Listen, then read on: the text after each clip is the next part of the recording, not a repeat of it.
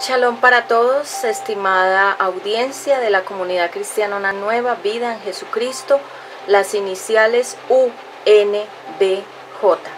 Les saludamos desde nuestro canal de YouTube y desde nuestras redes sociales en Instagram, Facebook, donde tú nos puedes seguir conectando para escuchar la nueva sección de la Hora de Dios devocional de nuestra comunidad cristiana Una Nueva Vida en Jesucristo, UNBJ, aquí en YouTube, en este canal. En nuestro otro canal está UNBJ Televisión, como lo ven en el logo de abajo de esta presentación. Ahí también nos pueden seguir para que se sigan nutriendo no solamente con la palabra de Dios, sino con muchos temas de interés para todos ustedes. Hoy vamos a tener la prédica del día sábado y vamos a hablar acerca de qué es el llamado, qué es un llamado de Dios, porque muchas personas tienen un concepto equivocado del llamado, el ministerio. Y hoy vamos a hablar acerca de carisma no es llamado. Y el tema va a ser carismáticos y animadores en el púlpito. Vamos a estar basando esta palabra en Primera de Timoteo, capítulo 3, versículo 8 al 13. Yo soy Pati Ramos y vamos a orar para que sea el Espíritu Santo dándome mucha palabra de revelación en esta hora.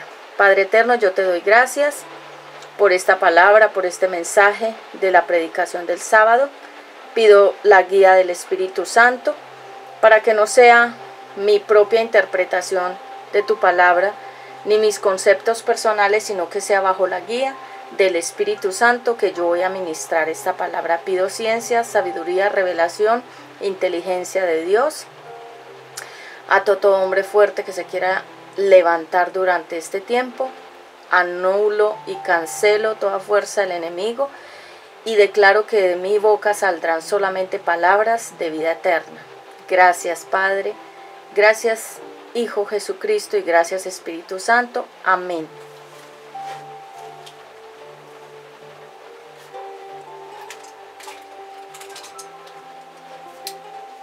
Bueno, y vamos entonces a ver qué es el carisma y qué es el llamado.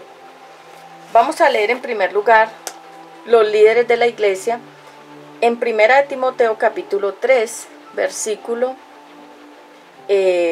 8. Pero podemos leer todo el capítulo 3 de Primera de Timoteo. Yo voy a hacer el segmento solamente de los diáconos de la iglesia por el tiempo.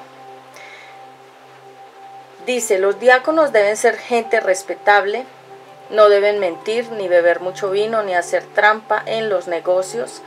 Además deben creer siempre en todo el mensaje de la buena noticia que Dios nos ha dado y tener la conciencia tranquila. Deben tener una sola esposa y dirigir bien a sus hijos y a toda su familia. Las mujeres también deben ser respetables, no deben ser chismosas, sino más bien serias y fieles en todo. Los que quieran ser diáconos serán puestos a prueba. Si no hay nada de qué acusarlos y pasan la prueba, trabajarán en la iglesia.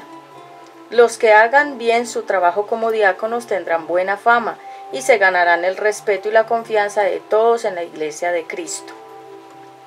Entonces leí desde el versículo 8 hasta el 13 en Primera de Timoteo capítulo 3. Entonces aquí vemos quién es un diácono. Un diácono es una persona que dirige en la iglesia, una persona que ayuda, que presta un servicio desinteresado, sin pago, sin sueldo en la iglesia. Muchas veces iglesias le pagan sueldo a las personas por su trabajo, pero cuando es una iglesia de muchas personas y que tiene pues una estabilidad ya económica, deciden darles a los servidores una cantidad de dinero o pago de su trabajo. Pero nosotros no trabajamos por el pago, nosotros trabajamos en la obra del Señor Jesucristo en la iglesia porque lo amamos al Señor. Pero si nos reconocen nuestro trabajo, pues es una grande bendición. También tener un dinero adicional que nos motiva también a seguir hacia adelante y para no ser una carga en la parte económica para nadie. También es bueno pues que estas iglesias reconozcan el trabajo de estos servidores, porque la Biblia dice que nosotros no podemos colocarle un bozal al buey que trilla. Significa que nosotros no podemos tapar la posibilidad de que la persona reciba una recompensa por su trabajo. Entonces estos son los requisitos de los diáconos. ¿Qué es un carisma? ¿Qué significa la palabra carisma? Significa una gracia, un favor, una apariencia, una forma de llegarle a las personas con mucha facilidad. El carisma es cuando las personas tienen una manera de decir las cosas y de hacer las cosas que a la gente le agrada. Por ejemplo, hay cantantes que tienen mucho carisma, hay actores, hay actrices, hay personajes que tienen mucho carisma y muchos seguidores. El carisma entonces es la forma de llegar al público, a las masas, a mucha gente con ese carisma. Pero como dice el título de esta prédica del día sábado, del servicio del sábado, dice: carisma no es llamar, carisma no es el llamado, carisma no es un ministerio. Realmente el carisma puede ser muy bueno para el mundo, pero en la iglesia no se necesita carisma, se necesita la presencia del Espíritu Santo en la persona, que le da el favor, la gracia y el poder para desarrollar un llamado, un ministerio. ¿Qué es un ministerio? Es un servicio para Dios. Entonces, las personas pueden tener carisma, pero no tener un llamado al servicio a Dios o para servir en la iglesia. Y hay que tener muchísimo cuidado con estas dos cosas, el carisma y el ministerio, porque no son lo mismo. Personas muchas veces llegan a las iglesias cristianas y dicen: yo fui llamado a cantar, a predicar, a evangelizar, a profetizar. Ellos dicen que fueron llamados, pero no lo fueron realmente por Dios. Ellos mismos se llamaron, se pusieron, se autoproclamaron como llamados por Dios. Pero realmente, si vemos en Jeremías capítulo 1, ahí Dios le hace un llamamiento al profeta Jeremías. Desde antes de que él naciera ya lo había llamado para el ministerio, para el servicio. Se llaman llamados desde el vientre. Vamos a ver algunos ejemplos bíblicos de personajes que tuvieron carisma, pero no tuvieron un llamado de parte de Dios. Es importante que tengamos esa claridad, porque hay mucha gente confundida en el pueblo de Dios. Y vamos a ir a 1 de Samuel capítulo 13, en el Antiguo Testamento, 1 de Samuel capítulo 13, y vamos a ver qué pasó con el llamado de Saúl. Nosotros sabemos que Saúl fue llamado al ministerio, pero él no quería. Historia del rey Saúl. Entonces, en el capítulo 13, versículo 1, dice: Saúl ya era adulto cuando empezó a reinar. En el segundo año de su reinado eligió a 3,000 hombres de Israel para formar su propio ejército. De ellos 2,000 estaban con él en Micmas y en las colinas de Betel, y los otros 1,000 estaban con su hijo Jonatán en Gibea de Benjamín. Al resto de los israelitas los mandó de vuelta a casa, a su casa. ¿Por qué los mandó a la casa? Porque no necesitaba la ayuda de ciertas personas que el rey Saúl veía que no tenían ni la actitud, ni la fuerza, ni el llamado para estar en el ejército y servir al rey Saúl.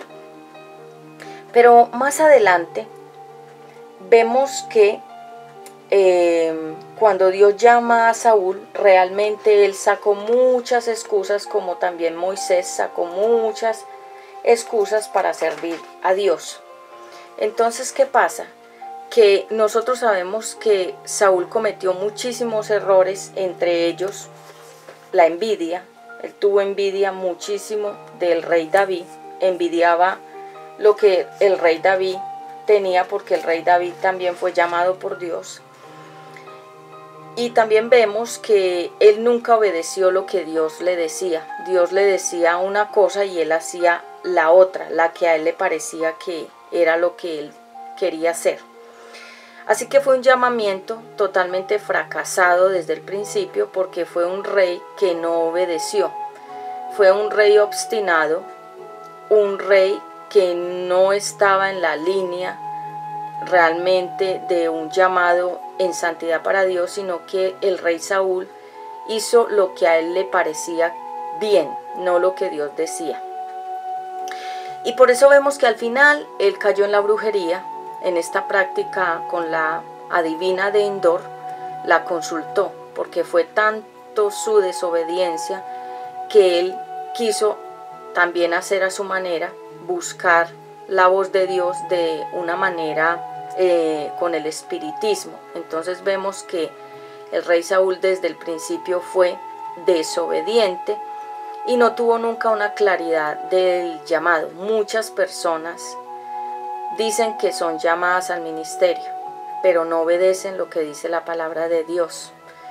Hacen a su manera, tuercen las citas bíblicas para que ellos sean favorecidos con ciertos pasajes bíblicos, pero otros no los mencionan ni los aplican, porque directamente habla a su corazón de que debe obedecer. Entonces vemos que el rey Saúl era obstinado, desobediente, torcido en todo su camino, en ese reinado, en ese llamado de Dios. Dios lo llamó por su misericordia, pero el rey Saúl desde el principio no quería servir a Dios. Por eso vemos que lo que mal comienza, mal termina. Entonces este rey Saúl nos sirve a nosotros como ejemplo de que muchas personas pueden estar en el llamado, pueden estar en la iglesia, pueden estar sirviendo a Dios, pero de una manera torcida y a su manera. Se llama acomodando la Biblia de acuerdo a sus intereses personales. Entonces vemos, ya después se levantó esta envidia tan grande que tuvo Saúl contra el rey David, y en el capítulo 15 dice allí: Dios rechaza a Saúl. ¿Por qué lo rechazó? Porque fue un rey que nunca agradó a Dios en ninguno de sus caminos. Y personas piensan: Dios me dio el llamado y nadie me lo va a quitar. O personas piensan: yo tengo este llamado y nadie me puede sacar de ahí. O nadie me puede echar, nadie me puede corregir, nadie me puede disciplinar, porque como Dios me llamó, yo solamente escucho la voz de Dios. Pero resulta que la voz de Dios no solamente está en la Biblia, sino que Dios también tiene voceros, personas que llegan a nuestra vida para corregirnos en diferentes áreas. Y por ejemplo, cuando una persona es desobediente y obstinada como el rey Saúl, no quiere escuchar la voz de otras personas que le digan, que lo aconsejen, que lo dirijan, ni tener que dar reportes de lo que está haciendo. Por ejemplo, Saúl, cuando fue a la guerra, Dios le dijo que no tomara nada de lo del botín, pero él tomó el botín y mintió y dijo que no había tomado nada. Y Dios, como lo sabe todo, entonces vio en él no solamente que había desobediencia, sino también mentira, falsedad. Así que él falló en varias oportunidades con respecto a su reinado como rey, y le falló a Dios, porque nosotros cuando fallamos realmente le fallamos a Dios. ¿Y le fallamos a quién? A nosotros mismos, porque nosotros sabemos que ocupar un lugar privilegiado hay que cumplir unas normas, hay que cumplir unos requisitos, hay que cumplir unas directrices, y si tú no las cumples, pues no estás calificado para continuar. Por eso es que muchas personas han tomado la decisión de que quieren tener un ministerio, y ellos arman su propio ministerio, su propia iglesia, la levantan a su manera, y hay gente para todo, y hay seguidores para todos.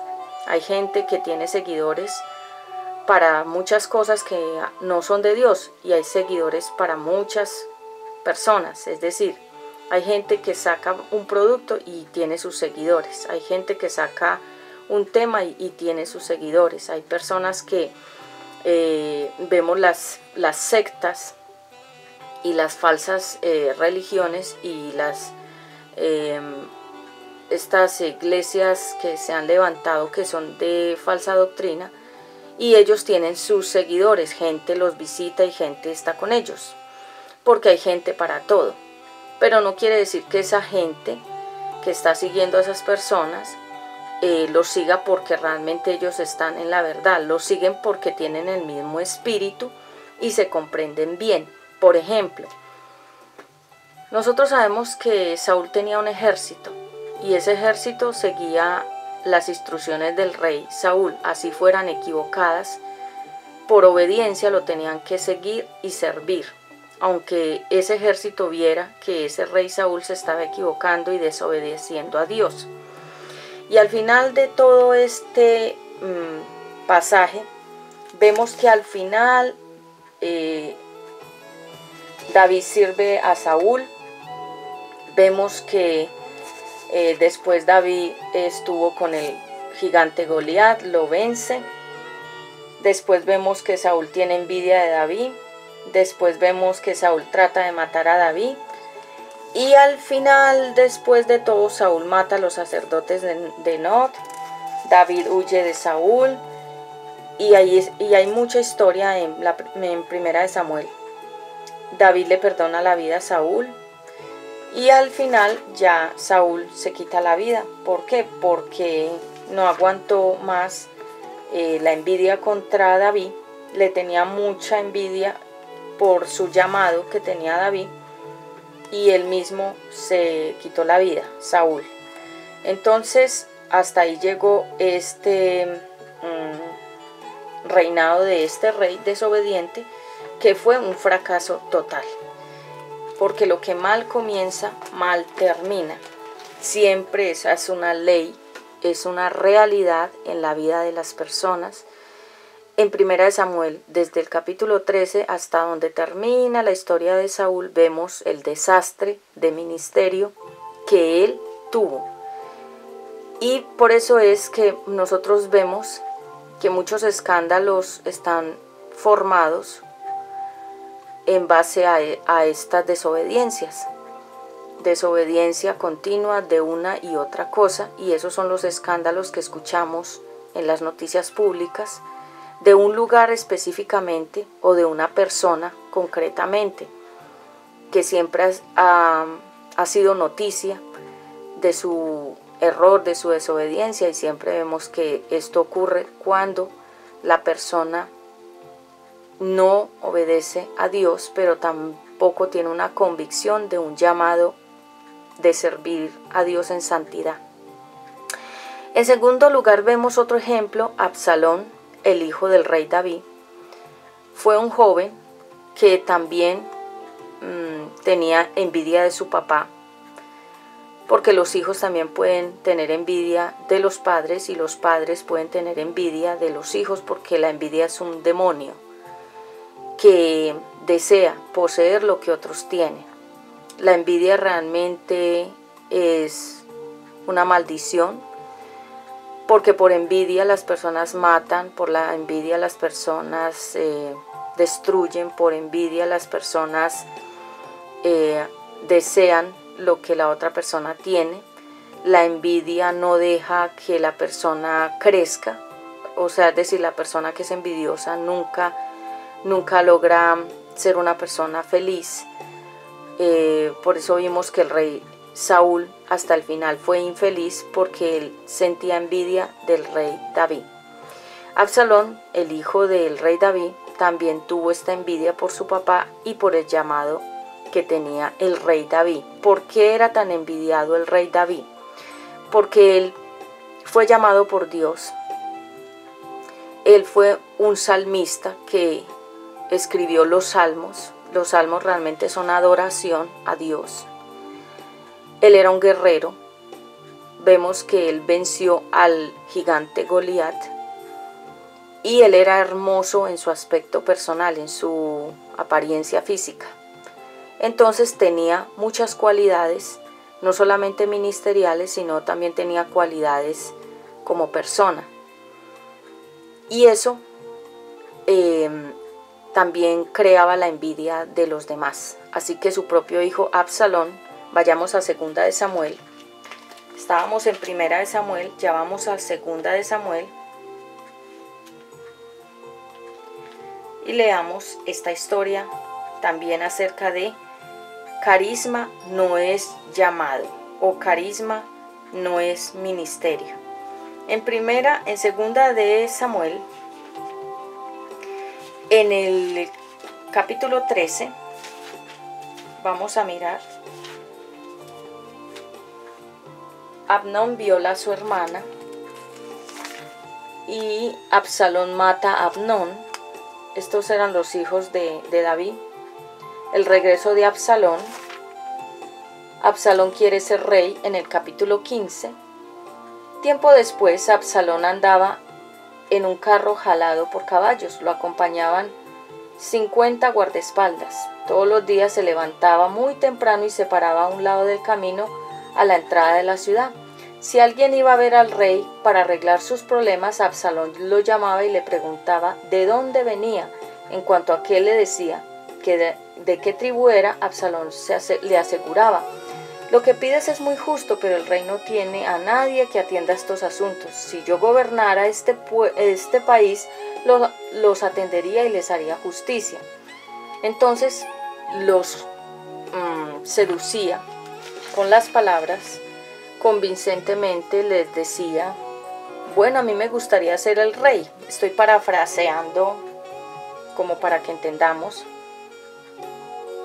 Les decía: bueno, me gustaría ser el rey para poderles solucionar a ustedes estos problemas, porque es que el rey David, o sea el papá, está muy ocupado, no tiene tiempo, pero yo sí tengo tiempo y les pudiera solucionar a ustedes.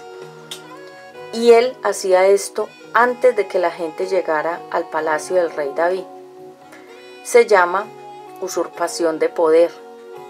Se llama robo de identidad. Se llama envidia, deseo de tener lo que otra persona tiene o posee.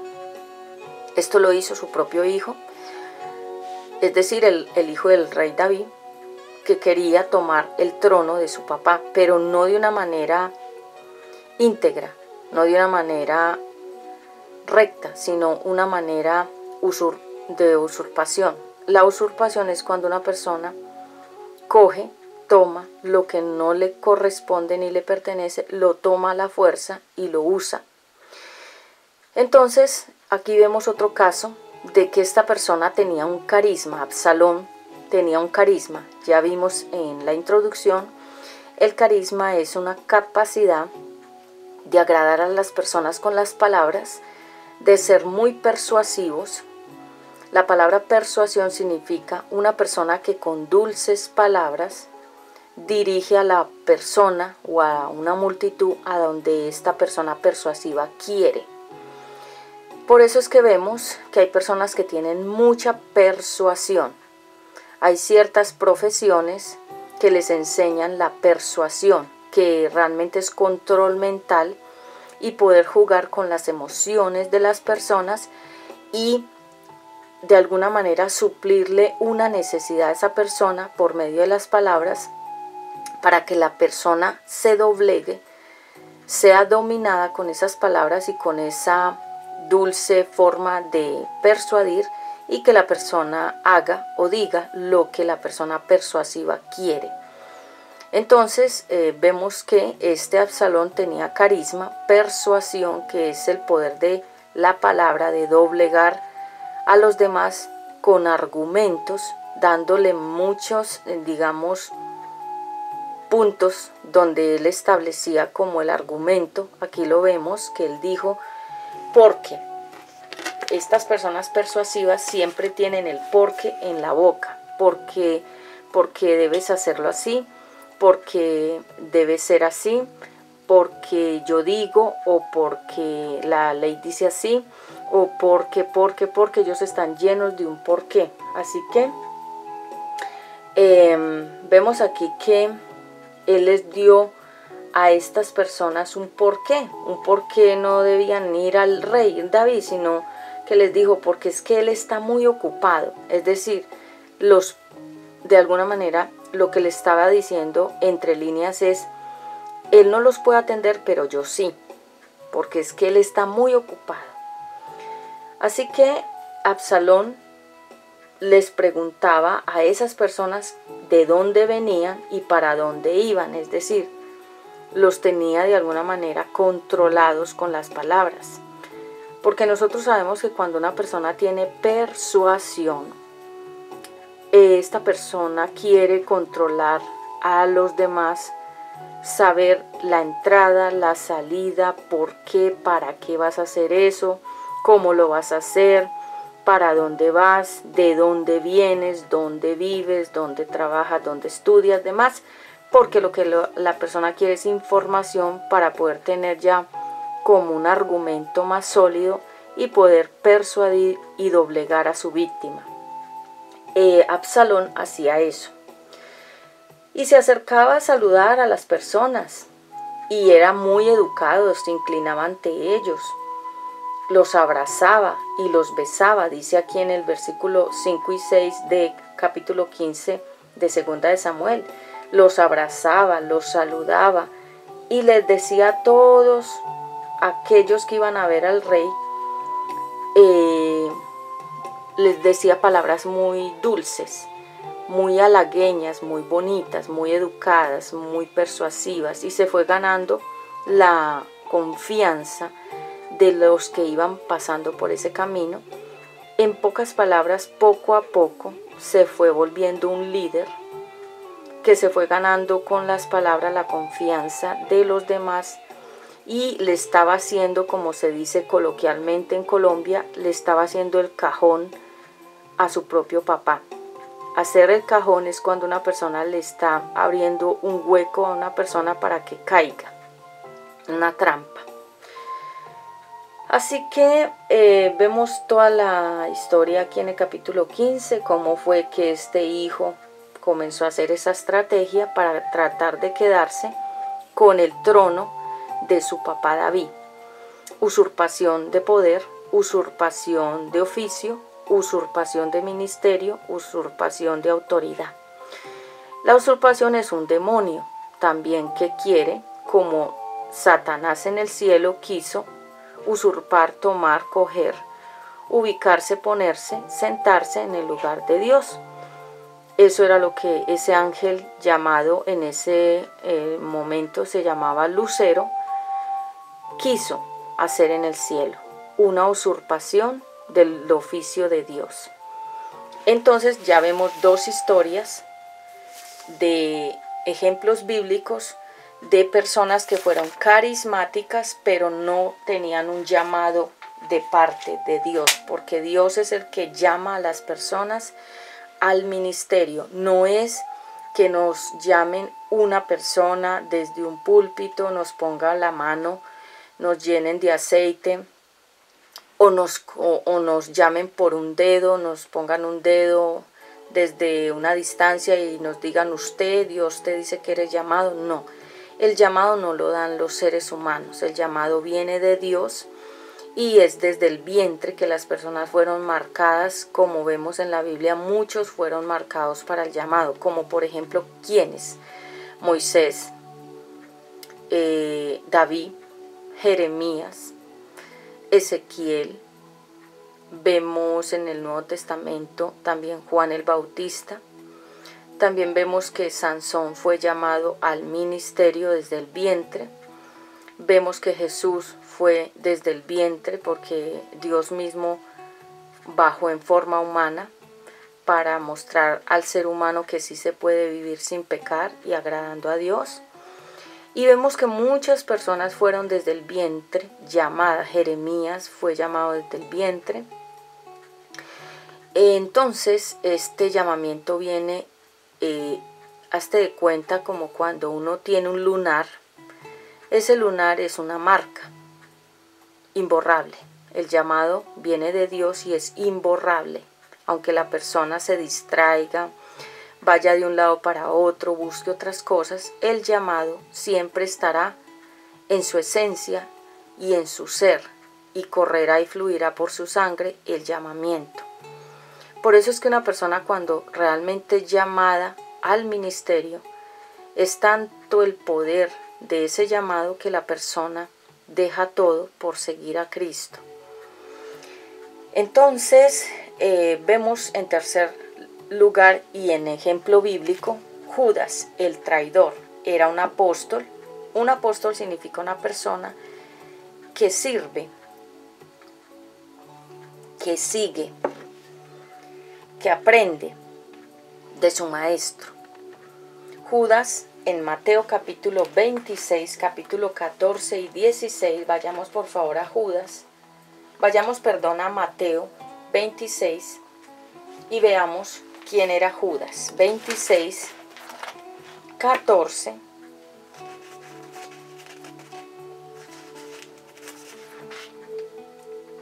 Judas 26 es bastante amplio, larguísimo. Me voy a ubicar en el versículo 14. Judas traiciona a Jesús. Ese mismo día, Judas Iscariote, que era uno de los 12 discípulos de Jesús, fue a ver a los sacerdotes principales y les dijo: ¿cuánto me pagan si los ayudo a atrapar a Jesús? Ellos le ofrecieron 30 monedas de plata, y desde ese momento Judas buscó una buena oportunidad para entregar a Jesús. Vemos que este traidor seguía a Jesús. Él era parte del equipo de los 12 apóstoles. ¿Qué significa ser un apóstol? Un seguidor, una persona que aprende de su maestro, una persona que está disponible para el servicio de la palabra. Y este Judas amaba el dinero, por eso su corazón fue torcido desde el primer momento. Pero personas me preguntarán: Patti, ¿por qué Judas estuvo dentro de los 12 apóstoles? Porque era necesario que se cumpliera la palabra de Dios de que uno de ellos lo traicionaría al maestro. Era necesario que ese traidor estuviera ahí. Judas comía con Jesús, conocía cómo ministraba la palabra a Jesús, los milagros que hacía Jesús, conocía el caminar de Jesús, la entrada, la salida, todo de él lo conocía.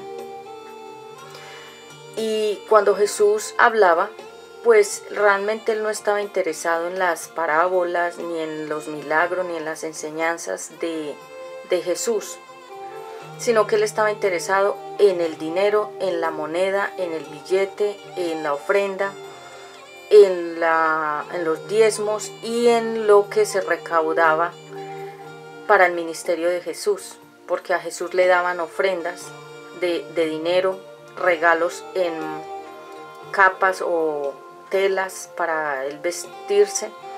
Le daban muchas cosas a Jesús. ¿Por qué? Porque la gente lo honraba con sus ofrendas y con sus regalos. ¿Qué es ofrenda? Es una forma de dar algo reconociendo o recompensando a una persona por lo que hace. Así que Judas era el recaudador de las finanzas, de la economía y de la contabilidad del ministerio del Señor Jesús, que nunca fue pobre. El Señor Jesús nunca fue pobre. Él siempre tuvo de todo y en abundancia y de la mejor calidad. Pero este traidor solamente estaba esperando su momento.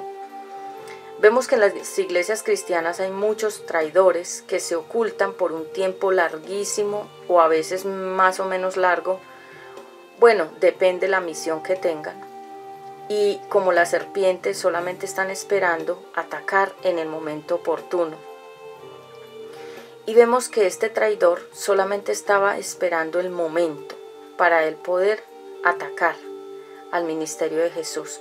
Realmente Judas no se convirtió de corazón a Dios, nunca fue realmente un seguidor de la obra de Dios ni del ministerio de Jesús. A él no le interesaba para nada. Como muchos están en las iglesias cristianas, no porque les interese Dios, la palabra, el ministerio, el llamado, el servicio a Dios, no, están ahí porque tienen un interés. Se llaman intereses personales. ¿Cuáles son esos intereses personales? Algo que la persona está buscando o está esperando que suceda en ese llamado, en ese ministerio, en esa actividad o en ese lugar donde está sirviendo, en esa iglesia. A Judas le pasó que él estaba esperando, era el momento para él poderse levantar y atacar.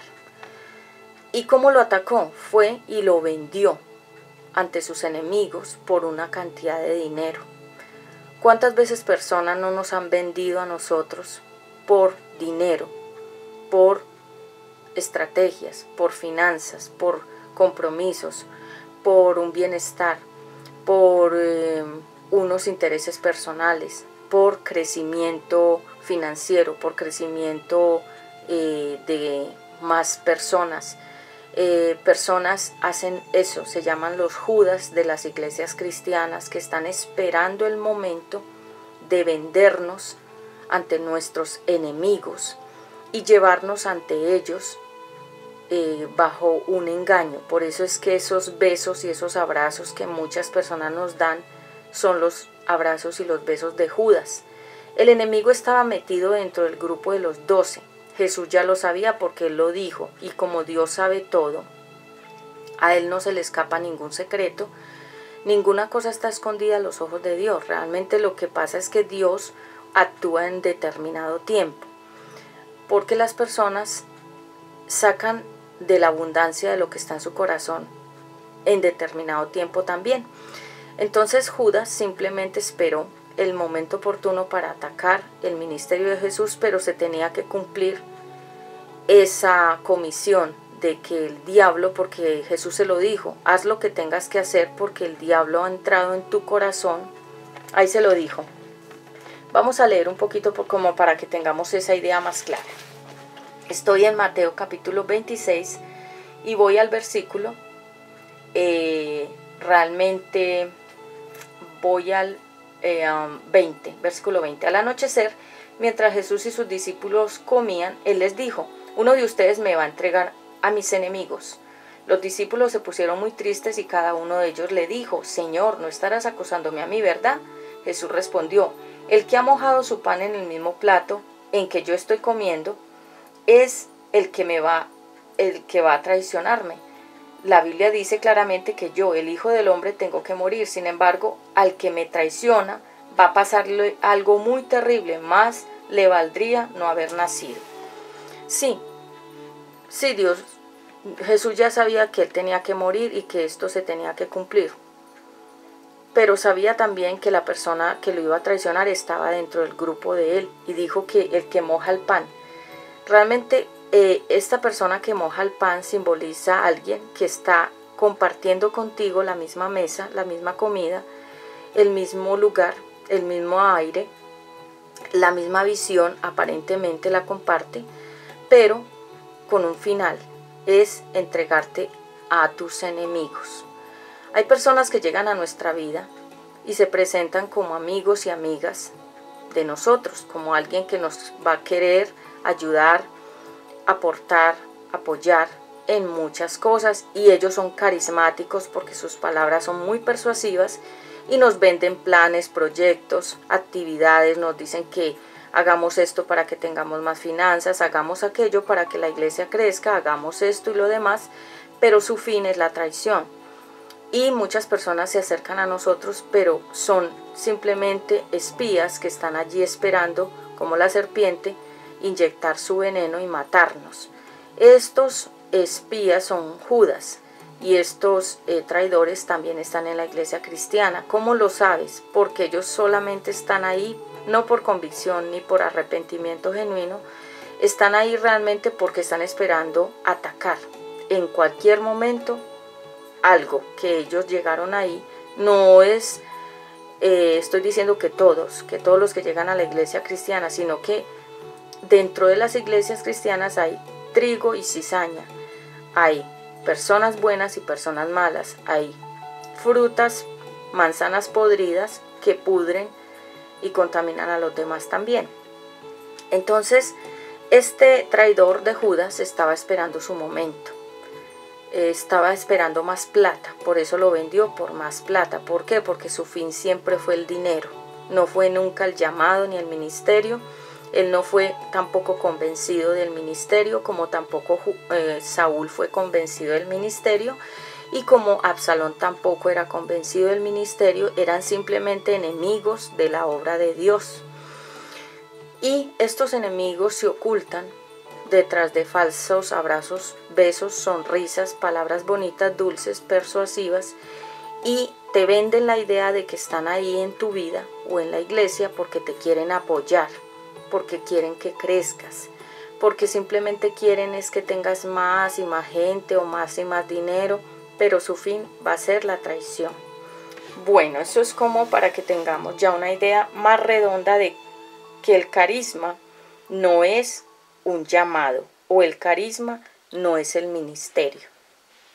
Entonces Judas tenía un carisma, una gracia para la contabilidad del dinero. Él podía ganarse la confianza de la gente para que le dieran más ofrendas a Jesús y él podérselas robar. Vemos la historia de la mujer con el perfume. Esa mujer tenía un perfume costosísimo y lo derramó a los pies de Jesús. Y Judas, el traidor, dijo que por qué lo había desperdiciado en Jesús, que por qué no lo había vendido mejor para entregar esas ofrendas a los pobres. Pero no lo dijo porque esa era realmente su intención, lo dijo porque él pensó ese dinero lo pudiera haber ella traído aquí para yo robarlo, ¿sí? Era la intención, nunca fue los pobres, ayudar a los pobres, ayudar al ministerio de Jesús. Nunca el interés de él fue las cosas de Dios, siempre fue la codicia, la avaricia y el amor al dinero. Y para finalizar, ¿qué es un carismático? ¿Qué es una persona carismática? ¿Qué es lo que vemos hoy en día en los púlpitos? Vemos figurines, vemos payasos, vemos actores, vemos actrices, vemos personas que fingen una fe que realmente no existe, no tienen. Ellos no aman al Señor Jesucristo ni lo respetan, no respetan la palabra de Dios, no respetan al prójimo, no respetan la santidad de Dios, ni la Biblia, ni la palabra de Dios. Ellos están ahí porque quieren fama, fortuna, prestigio, reconocimiento y poder. La gente realmente, muchas personas tú las ves en los púlpitos, cantan, predican, están aparentemente alabando a Dios, hacen 1000 actividades de una y otra cosa. Su fin no es Dios, su fin es poder, reconocimiento, influenciar a otros, persuadir a otros y en casos dados volverse famosos, recaudar dinero para sus propios intereses egoístas, pero no es Dios. Así que el carisma lo utilizan muchas personas para figurar, para aparecer. Esto es muy dado en los actores, en las actrices, en los payasos, en los personajes públicos de la farándula. Ellos siempre quieren estar en el foco y en el ojo de todos. Quieren que los vean, que los aplaudan, que les digan pastores, que les digan pastoras, que les digan algo bonito, porque ellos no están buscando el reino de Dios y su justicia, están buscando la fama, el poder y la fortuna. Es decir, sus motivaciones no son reales, no son leales a Dios, no son verdaderos hermanos, no son verdaderos discípulos. Por eso, para finalizar, vayamos a Gálatas capítulo 2.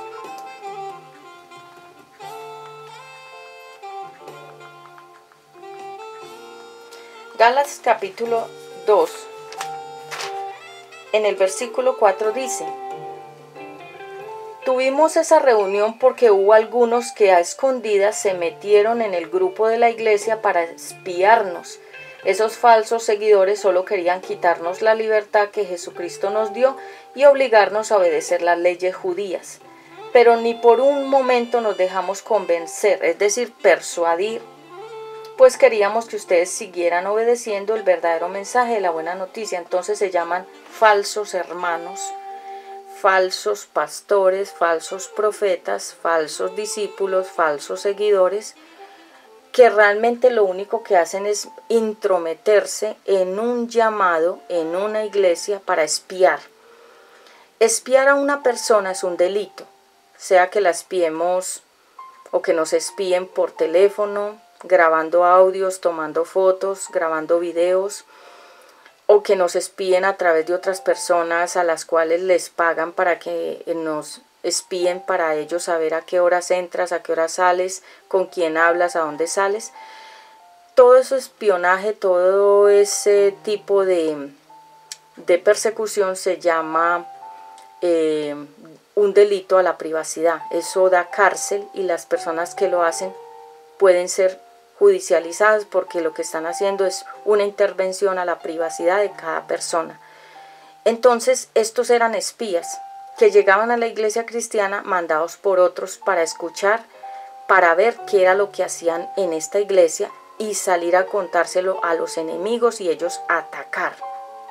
Entonces vemos claramente que no había sinceridad en el llamamiento, que había simplemente un ocultamiento de los verdaderos deseos e intenciones del corazón. Bueno, hermanos y amigos de la comunidad cristiana Una Nueva Vida en Jesucristo, UNBJ, estos son nuestros dos canales, UNBJ Televisión y este que es el de Prédicas Proféticas. Yo soy Patti Ramos. Gracias al Padre Eterno que nos permitió poder ministrar esta palabra con poder y que todos ustedes hayan sido ministrados con respecto a qué es el carisma y el llamamiento o el ministerio. El carisma simplemente es una forma de atraer al público sin el Espíritu Santo y es muy diferente a un ministerio o un llamado de Dios. Si tú tienes un carisma pero no eres llamado de Dios, puedes ser una persona que habla mucho o que habla bien o que canta o que ríe o que hace muchas actividades en un púlpito o en público. Puede ser solamente tu carisma, pero sin el Espíritu Santo simplemente eres una persona figurante. Un figurante es una persona que se ve ante el público para un fin, para ganar algo, para ser alguien, pero no está guiada por el Espíritu Santo.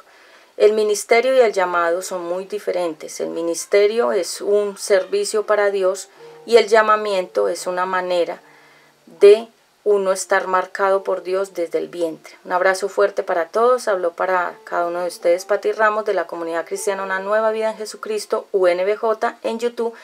Comenta, darle like, me gusta y nos vemos en la próxima oportunidad aquí en la prédica del sábado, servicio para todos. Shalom.